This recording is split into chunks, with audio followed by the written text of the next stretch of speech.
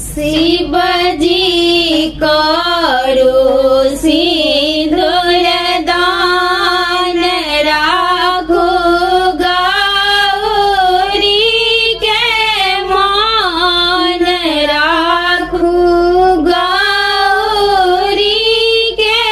मान आजू गौरी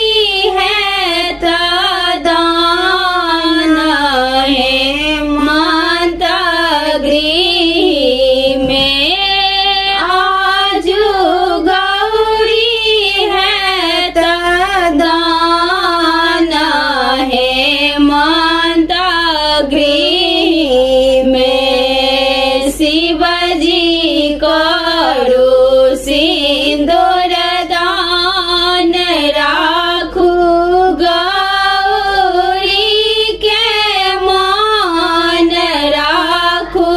गौरी के मान आजू गौरी है तदान है माता गृह में आजू गौरी है तदान है माता गृह में सखी करत शुभगान होय छठ गौरी वीरान सखी सब गावत मंगल गान होय छठ गौरी वीरान होय छठ गौरी वीरान एखन छोड़ू अपन ध्यान हे माता गृह में एखन छोड़ू अपन ध्यान हे माता गृह में समटू समटू जटा विशाल बही जत गंगा धार समटू समटू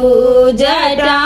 विशाल बही जत गंगा धार बही जत गंगा धार कोना गौरी सिंदूर दान है माता गृह में होयत कोना सिंदूर दान है माता गृह में शिवजी करू सिंदूर दान राखू गौरी के मान राखू गौरी के मान आजू गौरी है तीदान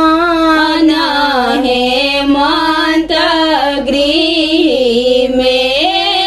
आजू गौरी है तीदान है माता गृह में।